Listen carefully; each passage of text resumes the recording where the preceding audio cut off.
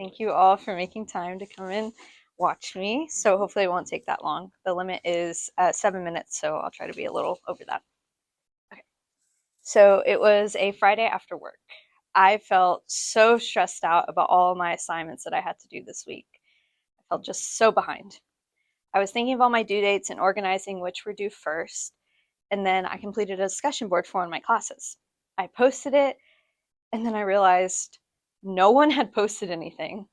I thought, this is so weird. The assignment is due in 4 days and no one has done it. Then I took a look at the due date. It wasn't due for another week and 4 days. So I bet you can imagine how silly I felt after seeing that. I have always been an overachiever.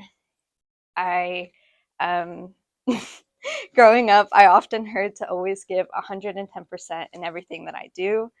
I have often been the poster child of my family, exceeding expectations in life and in school.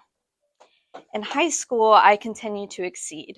I wanted to do my best, as many people would tell you to do. I had a full AP and dual credit course load. I was in marching band and color guard all 4 years. I was in the journalism program, which included hectic months of building the yearbook and producing content for our YouTube channel. I was in many leadership positions, and I graduated top 10% of my high school class. So I was just a tad busy.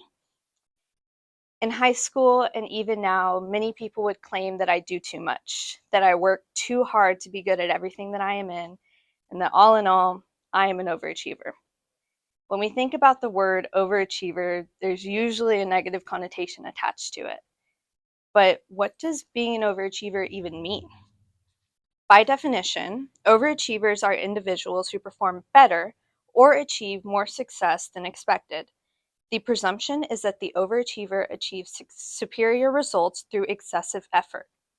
I was always told to do my best and give it my all. Why am I not being ridiculed for doing that very thing? Where has the negative connotation come from for being an overachiever?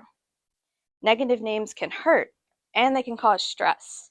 Do you ever feel like you can be an overachiever but fear what people might be thinking of you? Even with a bad reputation, being an overachiever doesn't have to be harmful. I have learned that there is no limit to anything that I can do. Overachievers will work hard until they receive what they want, and overachievers are not programmed to give up without putting up a fight. Their goals in life, their dreams, their aspirations are endless. But these traits don't sound specific to an overachiever, do they? Anybody can possess these traits, but does it make them an overachiever? In a work environment, overachievers are typically seen as reliable. They are more often than not seen as the natural leaders in a group setting. And as an overachiever, I like to give myself a challenge, something that I don't feel challenged in. I feel bored and I lose interest.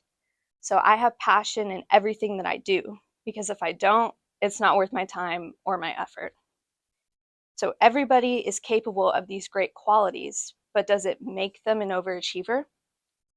Reliable, leaders, go-getters, successful, passionate.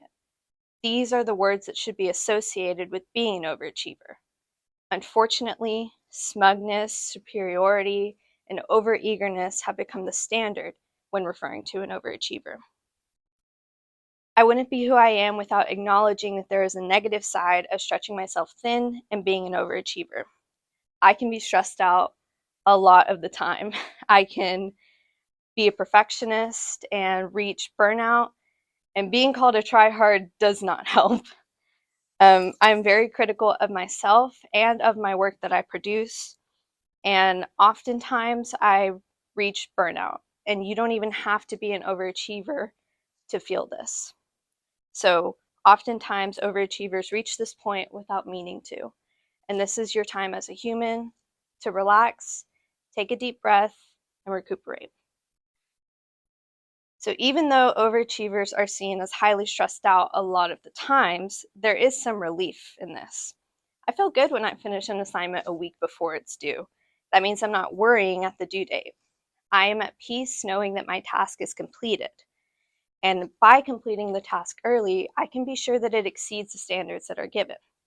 And plus, nobody wants to be stressed out the day something is due. An overachiever gets ahead of this by completing it early.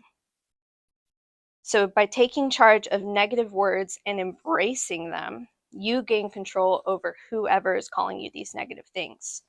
I like to think, so what, I'm an overachiever. It's gotten me to where I am today.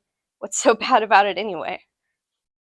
And oftentimes, the good qualities of being an overachiever are overshadowed by the negative connotation that comes with it. You might be thinking, why would I want to be called a tryhard? But you may try to reframe your thinking to acknowledge, I'm glad people are noticing I am trying my best.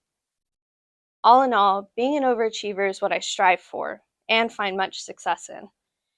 Without it, I wouldn't be standing here in front of you today. But it's important to note that you don't always have to be an overachiever. There may be some things that you're passionate in, and it may inspire you to be an overachiever. And that is a beautiful skill to have. And if it may be being an overachiever in some parts of your life and not others, so be it. So remember, by taking charge of being an overachiever, you can embrace this quality of yourself. And in turn, you can take power over whoever is calling you negative things. By looking someone in the eye and saying, being an overachiever isn't so bad, is so powerful. And in turn, you should be proud of yourself for being an overachiever. Thank you. Thanks, guys.